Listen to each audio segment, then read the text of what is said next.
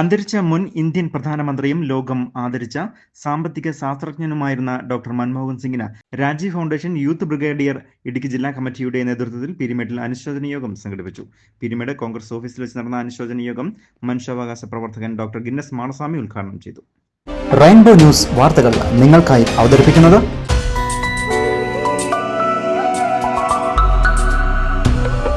നിങ്ങൾക്കേവർക്കും KG's ജ്വല്ലറിയുടെ Christmas new year ആശംസകൾ.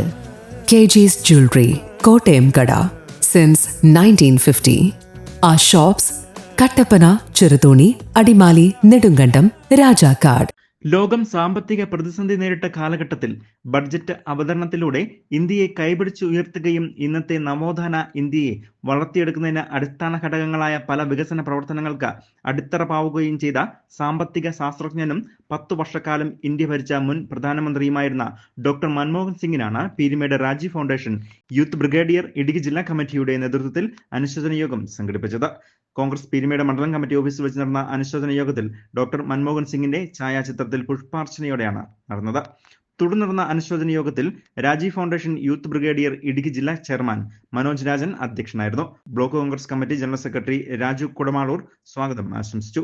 അന്താരാഷ്ട്ര സമാധാന സംഘടനാ അംഗവും മനുഷ്യാവകാശ പ്രവർത്തകനുമായിരുന്ന ഡോക്ടർ ഗിന്നസ് മാളസ്വാമി അനുശോചന യോഗം ഉദ്ഘാടനം ചെയ്തു. തുടർന്ന് ഇന്ത്യൻ സാമ്പത്തികവും ഡോക്ടർ മൻമോഹൻ സിംഗും എന്ന വിഷയം ആധാരമാക്കി അനുസ്മരണ പ്രഭാഷണം നടത്തി. സ്കൂളുകളിൽ ചെന്ന് സൗജന്യമായിട്ട് പഠിക്കാനുള്ള ഒരു ആക്ട് നിയമം കൊണ്ടുവരാൻ അദ്ദേഹത്തിന് സാധിച്ചു. അങ്ങനെ നിരവധിയായ സാമൂഹിക പരിവർത്തനം നടത്താനുള്ള ആക്ടുകൾ, നിയമങ്ങൾ ഇദ്ദേഹം കൊണ്ടുവരാൻ മുൻകൈയെടുത്തു. അതുപോലെ തന്നെ ഏറ്റവും വലിയ ഒരു പ്രശ്നം, ഒന്നാം UPA സർക്കാർ കാലത്ത് ഇടതുപക്ഷ പാർട്ടികൾ ഒറ്റയടിക്ക് പിൻവലിച്ചു. എന്താണ് ആണവ കരാർ?